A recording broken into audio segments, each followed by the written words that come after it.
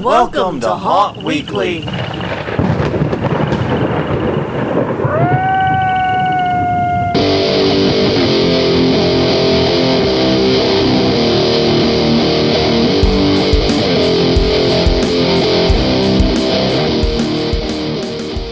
Hello everyone, I'm Jonathan. I'm Crystal. And this is Haunt Weekly, a weekly podcast for the haunted attraction, haunted entertainment industry. Whether you're an actor, owner, or just plain aficionado, we aim to be a podcast for you. And we have returned once again, what has been a very trying day for the two of us. Yes. I will not go into all the details, but Haunt Weekly's site was briefly down. Right, you would know about that. If you visited us at hauntweekly.com on a regular basis. Or check us out on other locations at facebook.com/hauntweekly or twitter.com/hauntweekly. Yeah, but I don't think we put it out on Twitter. No, we didn't. Then you got tinyurl.com/hauntweekly, which goes to our YouTube channel, where you can catch up on the backlog of episodes. But yes, we are dealing with server outages, restoring backups, things like that. It's a big freaking mess around here. And now we've got one depressing podcast to do. Yay. I'm not going to even try to sugarcoat it, guys. This is going to be a rough one. Yeah. I mean, there's just no other way to put that. It's going to be a rough one. But here's my promise. We got some neat stuff in the beginning. Mm-hmm. We're going to talk about it, and we'll do the conference reminders. Yeah. And then if you stick with us through the rough stuff, there's some good stuff at the end. Yeah. So we're trying to reward you Bookmarks. for surviving. Yes, basically. We're trying to bring it to the end. Yeah. All right. But yes, since we already covered all the lovely places you guys can find us, we have to kick straight into our big announcement this week. And that is, we're going to be on Haunt Chat Live. Yes. This is going to be fun. April 7th, 9 p.m. Eastern Time, 8 p.m. Central Time. We will be live with the Gravedigger, Reverend Michael. And because we're nice people, and because he's awesome, we're going to have him here April 2nd. So it's going to be a little reciprocity going on here. Exactly. We're going to talk about what he's doing, and he's going to talk to us about what we're doing. It's a little information exchange program. It's going to be awesome. Exactly. It's going to be great. I'm really looking forward to this. I'm going to put a link to a promo video he cut for us. Apparently, there's also a giveaway as part of our podcast on Halloween. Yes, we're the season finale. How crazy is that? Yeah, that is bananas. He could have gotten someone much better. Oh, yeah, much better, much more famous, much more popular, much anything. Yeah. But regardless, poor judgment aside, you can learn more at hauntchatlive.com. That'll redirect to his Facebook page, which seems to be his home base. Right, and we also have that promo video already up on our Facebook page. Yes, once again, facebook.com/hauntweekly. That is already live there. Yep. So yes, you are free to check it out there. All right, well, that's the big news. Haunt Chat Live coming soon. So no other news this No, that's it. this time on news. Yeah. You know what? We're packing it in early. That's fine. Yeah, we forgot to mention it is episode 120. Yes, at 120 last I checked, is divisible by 4. And that means it's time to do the news. The very sad news. Oh, sweet baby Jesus. Oh, Lord of mercy. I'm going full Southern Baptist on this one. It's a rough run. I am not going to lie. In all seriousness, there's a lot of hard news to go over. Right. But first, let's do our conference reminders. And I kick off this week. And coming up March 22nd through the 25th, right around the corner. Right. It's Trans World's Halloween and Attraction Show in St. Louis, Missouri at the America Center. Pre-convention bus tour featuring Nashville Nightmares, Talon Falls, and a voodoo soiree on Saturday night. Learn more at the HA Show, HAASHOW.com. All right, and then April 13th through the 15th, it is West Coast Haunters Convention in Portland, Oregon at the Doubletree Hotel, Portland. Touring Milburn's Haunted Manor also includes a costume ball, a silent auction, and the Nightmare After West Coast Haunters Convention Film Festival. Man, that's a mouthful. Yes, it is. With a secret selection of films. Ooh. Find out more about HauntersConvention.com. Speaking of mouthfuls, Halloween Show and National Haunters Convention presents Halloween Boardwalk Empire, May 18th through the 20th at Atlantic City, New Jersey at the Showboat Convention Center. Features zombie volleyball, a hearse show, a Mardi Gras themed costume ball, and much, much more. Learn all the details at HalloweenShow.com. May 25th through the 27th. Midwest Haunters Convention in Columbus, Ohio at the Greater Columbus Convention Center. I'd hope it'd be there. Featuring a masquerade party and a zombie walk. Pre-convention bus tour with 8 haunts including Lessons in Fear, Ohio State, Reformatory, Rotten Manor, St. Lucifer's, Scream Park, Erebus, and more. I am so freaking jealous of that one. Oh my god, Erebus? Yeah, I know. Wasn't that on our haunt wish list video? Probably. Talking about another one that was on that list too today. Yeah. Yeah.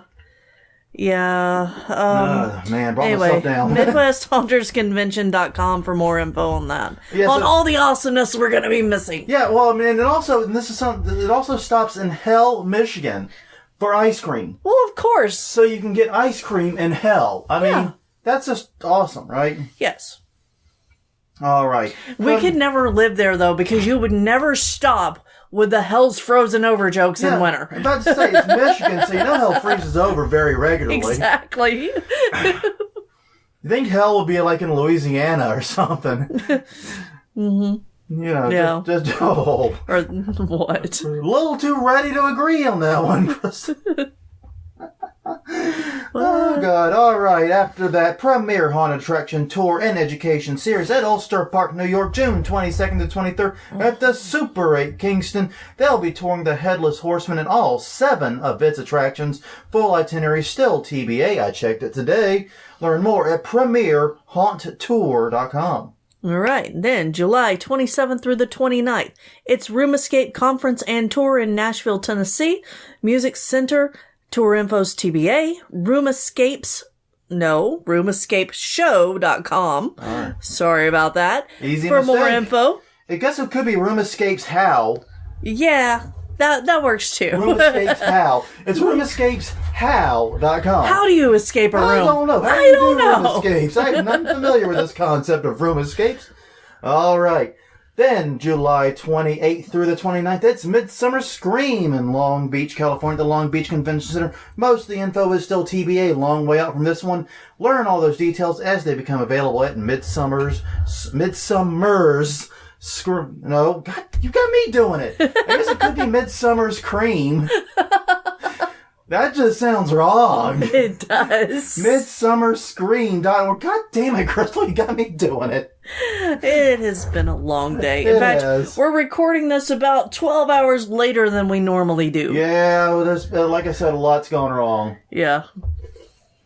Well, on that note, everyone, it is time to do the news, and it starts out with a really, really sad story here, as Chicago haunters are remembering Jim J.T. Talent, J.T. being the name he's best known for.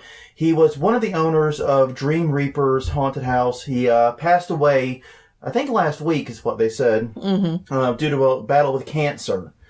There's not really much to add. Unfortunately, we never met JT. Right. We have heard from multiple people about his passing. It was brought to our attention, and I can tell he was deeply loved and will be deeply missed by his community. Right. Our hearts go out to his family, both, all of his families, haunt and otherwise. Right. All of his friends, haunt and otherwise. Yeah. And I don't have much to add other than fuck cancer. Yeah. I think that's an appropriate ad.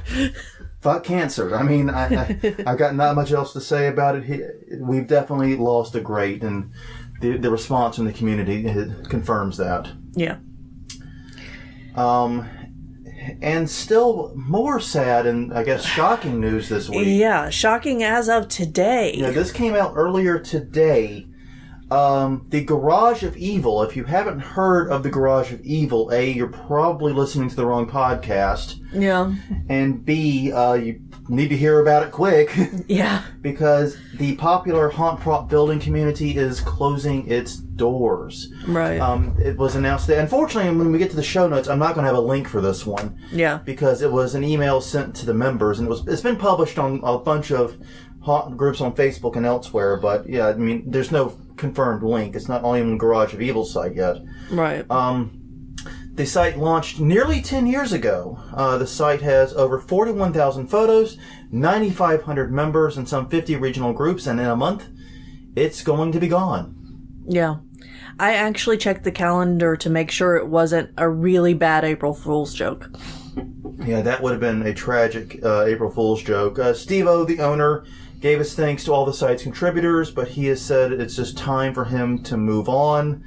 According to him, and I will say I agree with some of his logic. Right. Because in his post, he talks about how, when we got started, haunters were being very secretive and not sharing information. Right. And, Garage of Evil was a place to do the opposite of that. Yeah. And they helped push that to be the new normal. Right. And he's very right about that. That was a great contribution to the haunt community. And he's like, now that battle's been won, and, it's time for me to move on. Mm-hmm. And I understand, but I'm still floored by this. Right. I did a little bit of checking. There are partial archives available at archive.org. Mm-hmm. There was one captured March 17th, so basically yesterday is when we're recording this. But the individual posts and the individual entries do not seem to be archived, so most of the data is not in those grabs, it seems, which is tragic. Right. I really feel very strongly about this because Garage of Evil was very formative to us. Yeah. When definitely. we were fairly new at haunting, the site has been around almost as long as we've been haunting. Yeah. And when we were trying to up our game on prop building and the set design and things like that, right, we turned to Garage of Evil a lot. A lot of their images, a lot of their tutorials, a lot of the videos later on that were embedded were super useful in that. And I grant there are other places to get that information. YouTube tutorials are now very common. Right. There are Facebook groups up the yin yang for exchanging information. But still, you can't beat a repository of over 41,000 images. You can't. My request, if I'm allowed to make one, would be to find a way to keep an archive of the site live. Right. I understand closing, and I understand not want to maintain it, not want to be the host and moderator, and deal with all that comes with it. Yeah. Find a way to keep an archive static version of it live so that information doesn't go away. Right. And this is one of the dangers of online information is we feel like we always say that nothing on the internet goes away. Nothing on the internet is destroyed. That's not true. It's demonstrably untrue. Mm-hmm. Information goes away all the time. Yeah, I can't remember the name, but I remember the very first years that we were haunters and putting on a show. I would look up things. And I don't remember the site's name, unfortunately. But it closed suddenly also. There were no updates, and, it took us a long time to find out what happened to it. But it was definitely missed. And I still miss it because it had some really great tutorials. Yeah, in a strange way, I think one thing that's kind of missed, and it's easy to not understand, is yes, this site helped win the fight and encourage haunts to share information. That was incredibly important. Yes. Because it has made haunting better as a whole. You think about the progress this industry has made across the board in the past 10 years. Things that were only within the reach of the biggest, largest haunts. Right. Smaller haunts have been able to incorporate. That improves the experience for customers. That broadens the customer base. This isn't a matter of, I must make you poor to make me rich. Right. We can grow this pie for everyone. Yeah, this builds community. Yeah. And they won that fight. But the fact they were so integral in winning that fight makes that information so crucial. Yeah.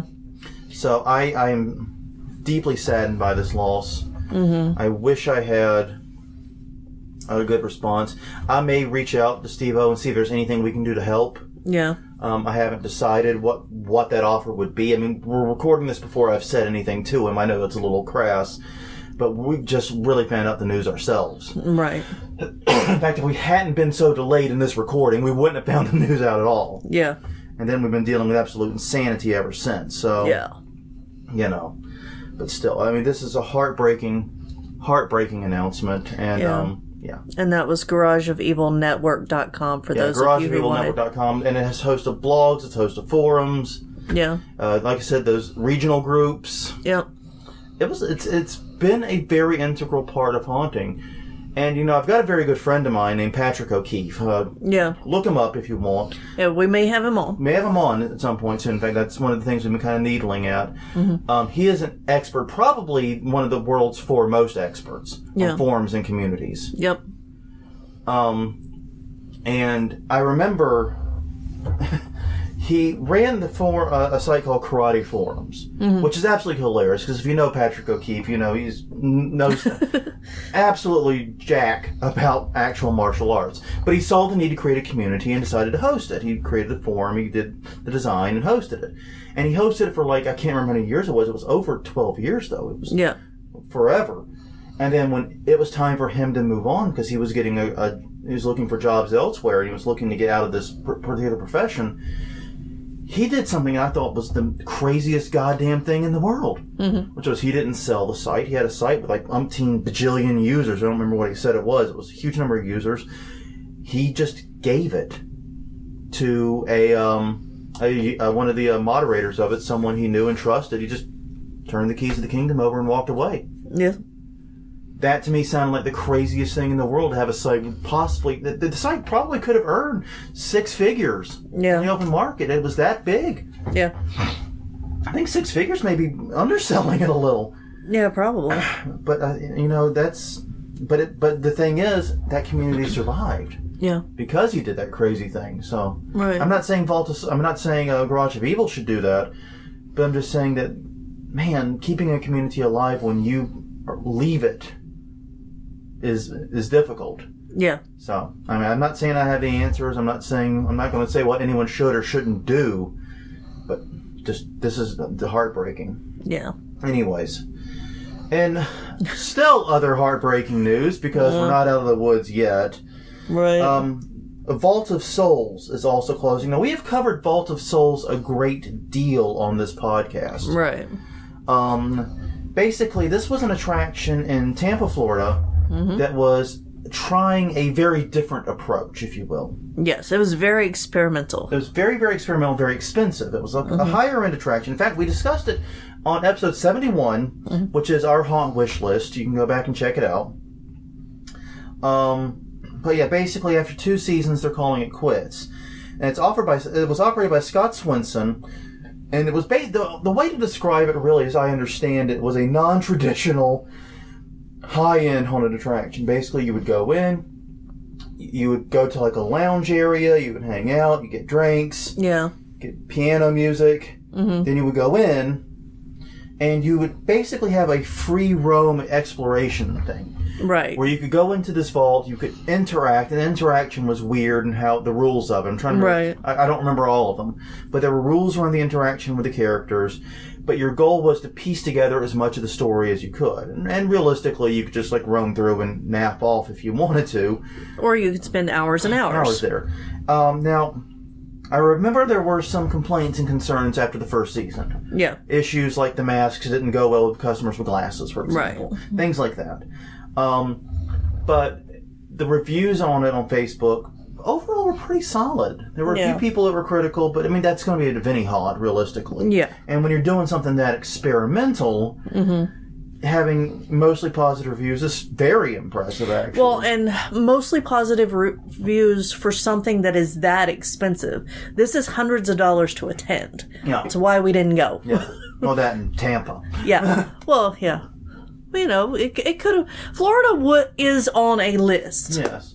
On a future visit list. I do want to... If I go to... Florida, for me, I think will be Orlando. Yeah. Because I really want to do Halloween Horror Nights. I've never been able to go. I've never been geographically close enough. I've never had the opportunity. Well, we've got to go and see a petrified forest, too. And we do have to see that, too. And that's in the area. That's in Orlando, too. Yeah. So that works out very well, doesn't it? Yes.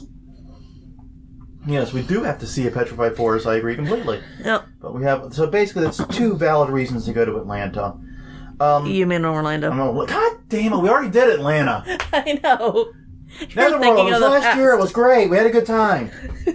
We did a whole episode about it. It was awesome. But still, Scott has decided not to open it again in 2018. Yeah. So it will not return. Now, interestingly, the vault itself, which is the location it's in, right, will remain open as a performance and event center. Basically, it's a type of place you can have your reception and things like that, or concerts and venue like that, which is very, very cool. And I've seen the photos of it. If you go to the Vault's Facebook page, which is linked in the post we're going to link to, they have a lot of neat stuff. It's very great. It's a beautiful place. It's a beautiful place. And I think the idea of doing a non-traditional haunt in there was brilliant. Yeah. And part of my gut on this one is maybe if it had been in like New York or Los Angeles, it might have had a better chance. Yeah, maybe. I don't know. Because when you do something very out of the box, the really out of the box stuff usually starts in one of those two places. And then sort of spreads elsewhere as people start to get it and want to see it in their hometown. Yeah. And I'm sure that Scott will be on to his next adventure very soon. It's probably already planned. We just don't know about it yet. It's probably planned, halfway built, constructed, and worked on. I mean, knowing Scott, that guy does not sit still. He's 4 steps ahead. That announcement was old news to him, I'm pretty sure. Oh yeah. But yeah, it's news to us, therefore it's in the podcast. It's in the podcast. But yeah. It's always said I applaud them greatly for trying something very different, trying something that may have worked better year round, trying new things in the industry. Yeah. Even if it doesn't work, it's still goddamn great to see you try. Yep. Mad respect to Scott and his efforts. Speaking of mad respect, Dr. Slaughter's is closing also. They are doing it though after 18 years. Now, I had not heard of this haunt prior to this article, but it's a Idaho Falls, Idaho. It's western Idaho, which, okay, there's a western Idaho. Yeah. Part of what my brain immediately goes. But the western Idaho's haunt, Dr. Slaughter, is closing its doors. Co-founder Daryl Wagner says it's just time. He's getting older. It's getting more difficult. And the senior staff, of which he says there are 21, are just facing burnout. Yeah. 18 years is a long goddamn time. I mean, it's like we've been at it. This will be our 13th. Yeah. I already sympathize with a lot of those emotions. And we're doing it on a much smaller scale. Right. Now, it's worth pointing out that the haunt is owned by the local DARE, this D-A-R-E organization, Drug Abuse Resistance Education, those guys. Right. They may pick it up and continue it, but the people behind it will not be a part of it, including most of the senior staff. And that's going to be tough. Yeah. Just because DARE owns it doesn't mean they can just simply reopen it. Right. It doesn't. And, we've seen this kind of thing happen before. Not too often. But sometimes they can make it work, and sometimes they just can't get the right people to continue it. Hopefully they find somebody good, some new youngsters with their crazy ideas. Well, and that's one of the problems you always have when trying to transition a haunt is you always have to ask yourself how much of a haunt is in the people versus in the stuff. Right. Well, and I don't think that I would try to reopen Dr. Slaughter's. No, God, no. I would rebrand it and call it something else and get all new team and make it something special and different. And one of the reasons for that is whoever comes in behind wouldn't have any buy-in to the Dr. Slaughter name other than maybe memories of going there. Exactly. They wouldn't be their ideas. It wouldn't be their property. Well, not property. Or the same staff or anything like that. Yeah. So, and would also, as you know, to be misleading to potential customers. Right. Now, here's one thing they are doing I think is really awesome. Is they are opening one last weekend. And it will be April 13th and 14th, so they're doing a plenty of warning. They'll be doing a goodbye weekend, each night 7 p.m. till midnight. You can go check it out if you're in the area. If you're in the area and haven't been, this is your last chance. Go do it. It's kind of strange. It's not strange, but it's. I'm glad that they made the decision when they did, and I'm glad they're having the goodbye season when they can. Right. Because by making the decision now, they make it possible they could reopen for 2018 if someone wants to pick it up. Yeah. If not, and I don't really know much about Idaho Falls, but I don't know how many other haunters in the area, how many other people in the area would be willing to pick it up. Yeah. You would struggle to find people if, like, We actually saw this with like House of Shock here. Yeah. It's tough to find people to pick up a mantle of a big haunt. It is. It's very tough. Mm-hmm. All right. Well, speaking of moving on, you know, it's a legal obligation. We talk about Russ McCamey at least once in a while on this podcast, and when it's newsworthy. And it is newsworthy this week, whether we want it to be or not. Russ McCamey is apparently up and running again now in Summertown, Tennessee. Get it right, Jonathan. Mm-hmm. That is about 1 hour south of Nashville if you're eager to pay him a visit. Now, Russ, of course, has had for those who don't know, Russ McCamey has had the very complicated history in which he was originally in San Diego. Right. And his particular brand of haunting basically involves getting one or two people. Yes, and we use that term loosely. Extremely loosely. Like, I don't even agree with calling it haunting. No. But his style of attraction or whatever is basically get one or two people and basically just torture them. Yeah. To put it as gingerly as possible. Torture them until he decides, usually they can't take anymore, though, then now they have safe words. And he loves to videotape it all, put it on YouTubes and all that stuff, and put it on wherever he can. I don't know if he's on YouTube anymore. I think he got kicked off YouTube. I don't know. I don't know. He might have gotten kicked off YouTube. I really don't follow him that closely. I didn't think so, but maybe. Maybe. It should have. I don't actually. But he does like to film it and put it out there is the main thing I'm trying to get across. Yeah. There's an interesting story where on their second day they were raided by area cops. Yep. Basically, a neighbor saw a woman getting dragged into a van and called 911, and the cops showed up and, were pretty much expecting a hostage situation. Yeah. Can you blame them? Nope. I'd be expecting that. So now, before he does the tour, as he calls it, the quote-unquote tour, which is not really much of a tour, from what I understand. Well, it's more of a tour than a haunt. Yes, fair enough. He calls 911 dispatch to let them know that he is beginning. Yeah. And to ignore all calls not from him, basically. What if some other woman gets kidnapped in a van? Well, it was at his house. The calls related to his house. I don't think he said, all other calls in the city. I mean, I don't think Summertown's that big, but I'm pretty sure there could be another emergency. Yeah. But at his house. There's no emergency at his house. Hopefully not. Well, and one thing that I find interesting is they describe the process of signing the waiver. Right. Which is a 6-hour process with breaks every hour or so, apparently. And they do note there is a safe word or a safe phrase now, as they put it in this article. Yeah. Real quick with the waiver thing. Mm-hmm. Waivers don't work. No. Doesn't matter if it takes 2 seconds, 1 hour, 3 days, whatever. Doesn't matter. Because, think about consent in like a boxing match. Yeah. If I sign up to have a boxing match with you on Tuesday, and I consent to it, and then 2 rounds in, I'm getting my ass beat, I say I quit. Yeah. Okay, I lose the match. But if you still keep hitting me, it's assault. Yeah. As long as you're still punching me, it's assault. And it doesn't matter that I signed a waiver. Yeah. Previously saying that you were going to punch me in the face. Yeah. Consent, bodily autonomy can be withdrawn at any time. Mm-hmm. And so here's what happens in this situation. And I know we've done this before, but I just always feel the need to repeat this because people get so hung up on waivers and it's so stupid.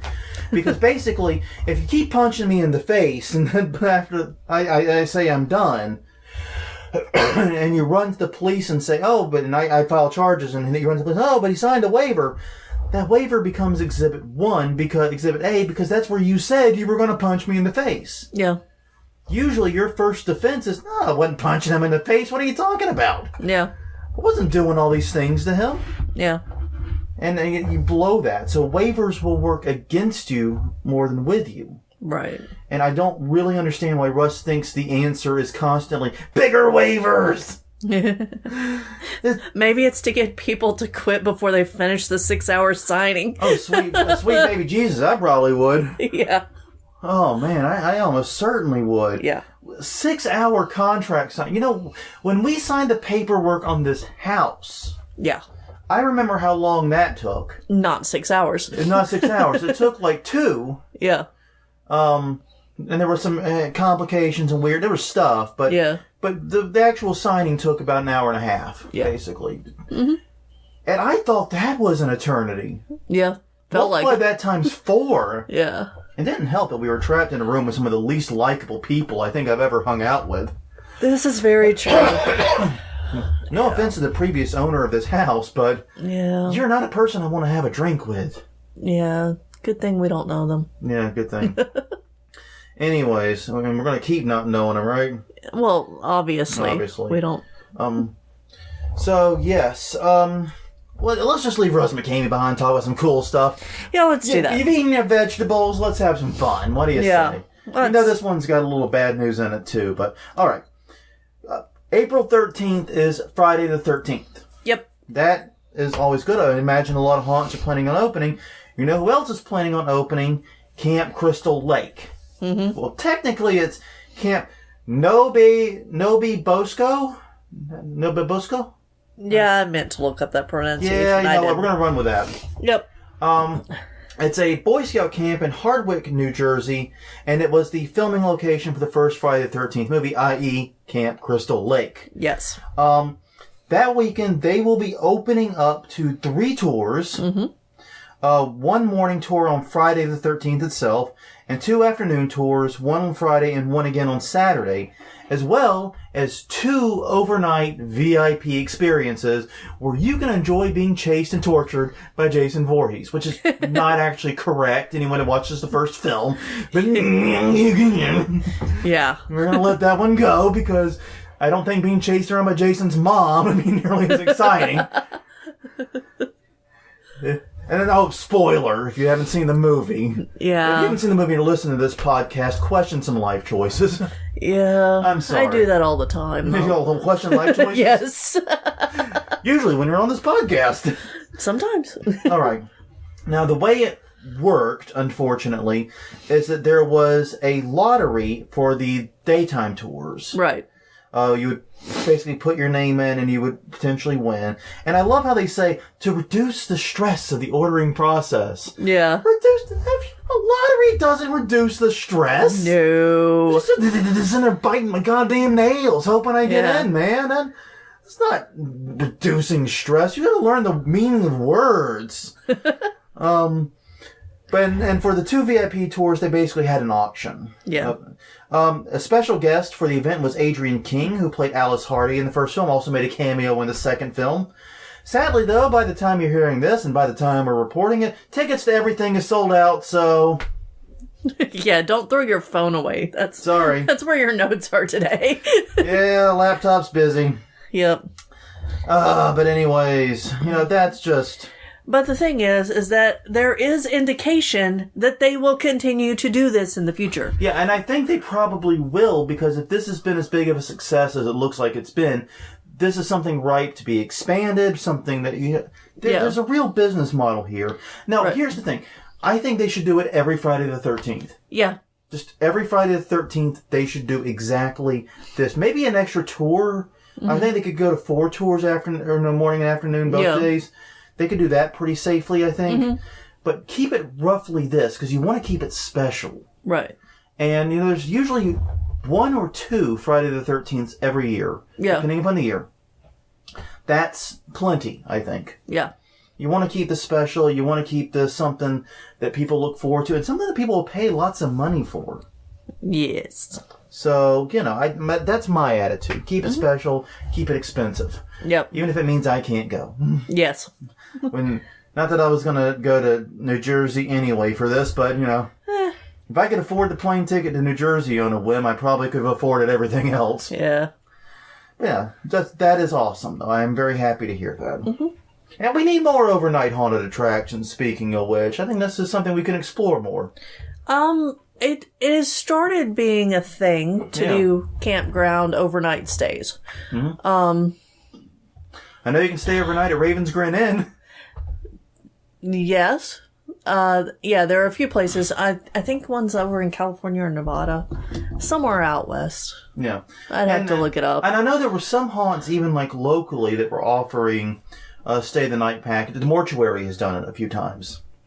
Stay the night packages, but they don't do it as a haunted house. Right. They do it as... Okay, that's why I was confused. They do it as the mortuary. You know what I mean? Yeah. It was the mortuary I was thinking of. They offer overnight ghost hunting packages and crap like that. Yeah, they do.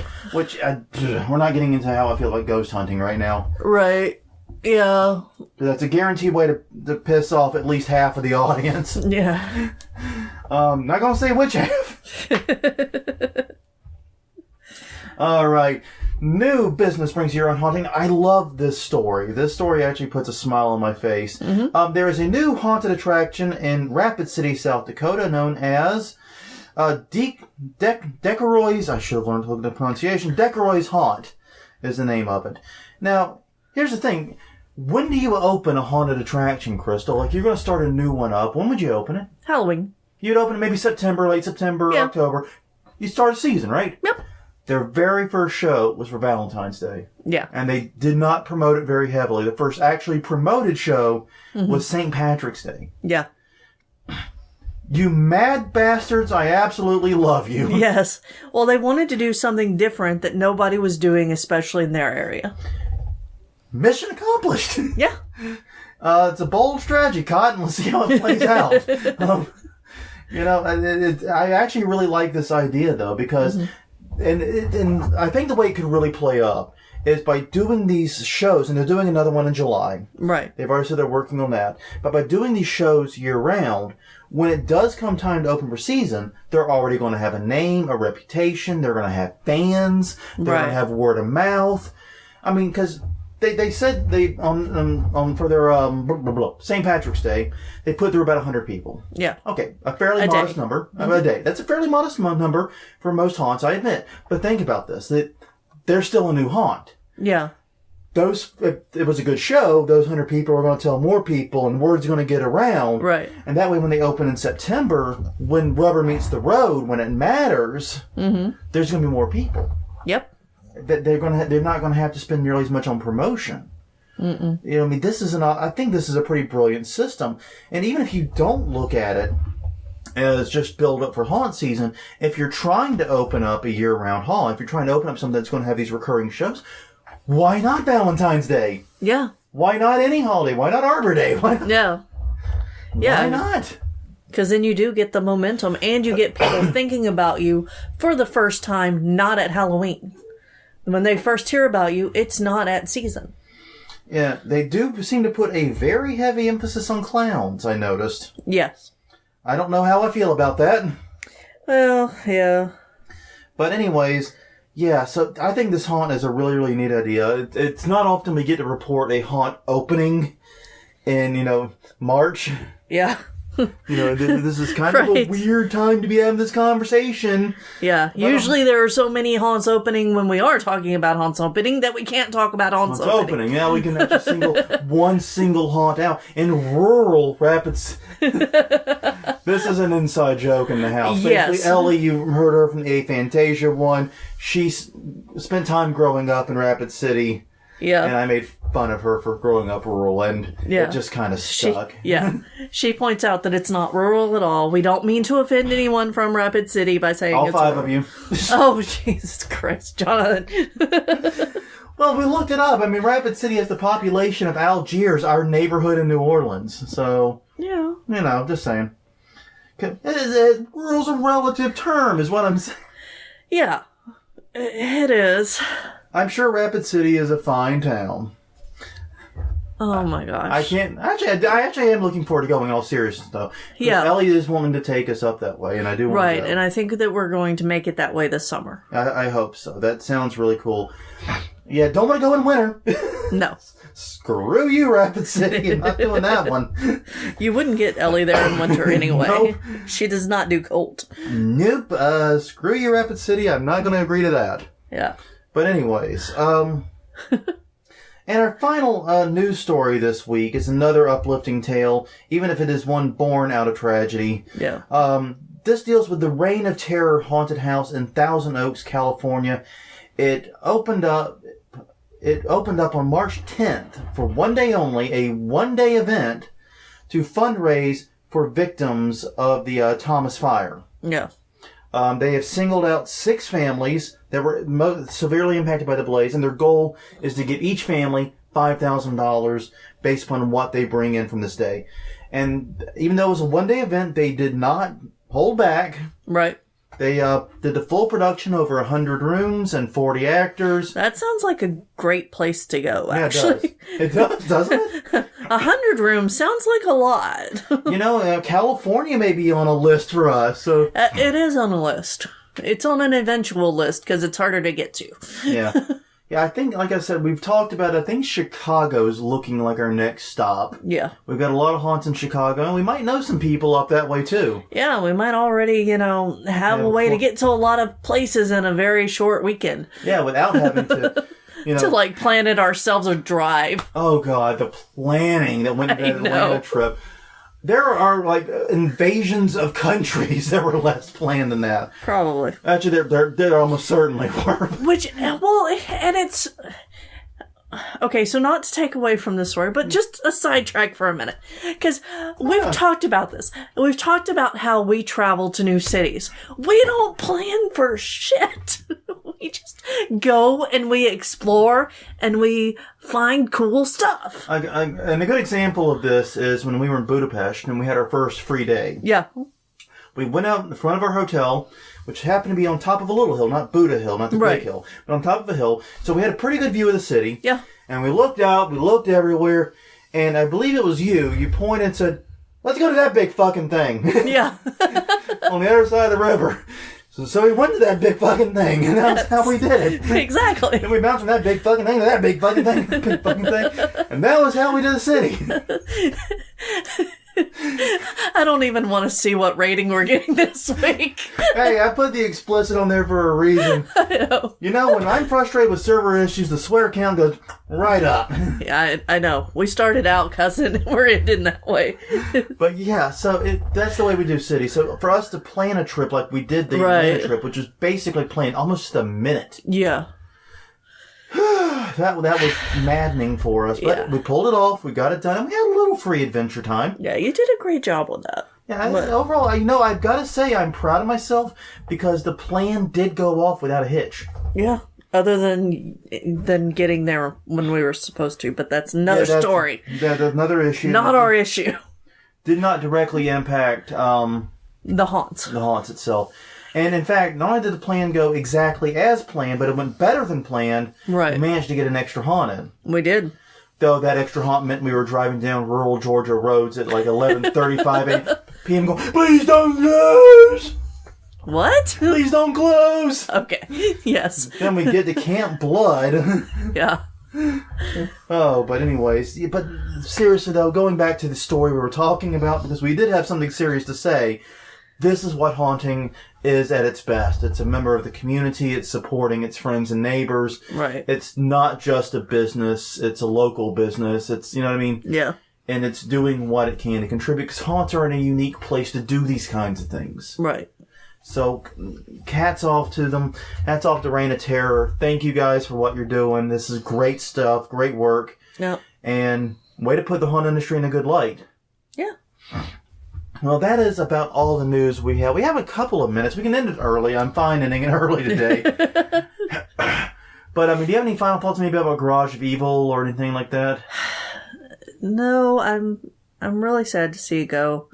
I understand, but yeah. Yeah, I am looking forward, though, to being the season finale on Haunt Chat Live. Yes, Haunt Chat Live. Let's go to something happier. Yay, Haunt Chat Live. We're looking forward to it. Yeah. And I've got to say, I am really looking forward to talking to the Gravedigger, Reverend Michael, because I've been watching some of his videos. Yeah. Well, we did it before, too, but been watching them again, Right, preparing, now. yes. We're now actually doing it seriously. Yes, we're preppers. Attention. No, we're not. I'm paying attention.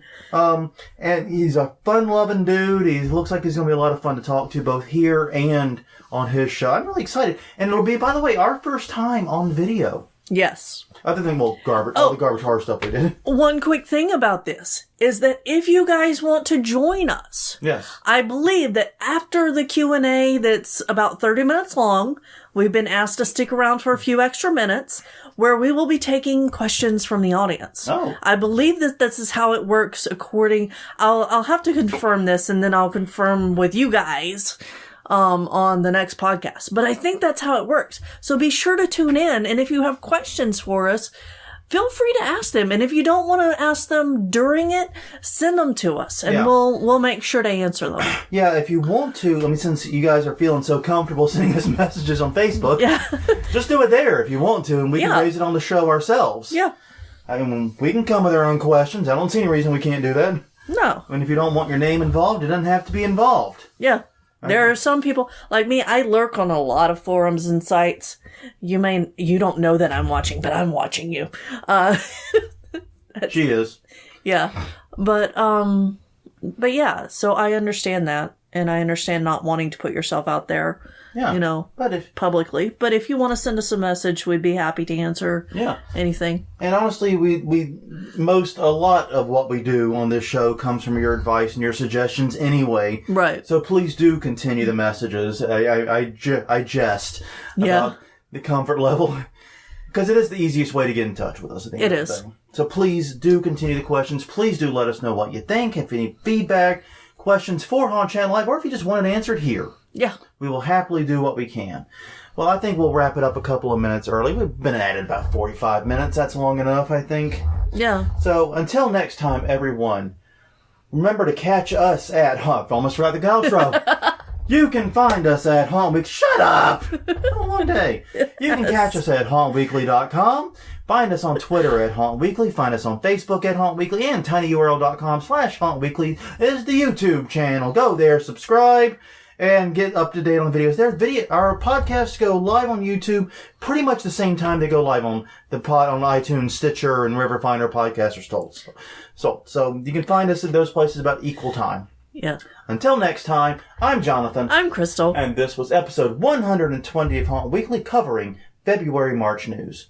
We will see you guys next time. Time for honey rum. Damn right.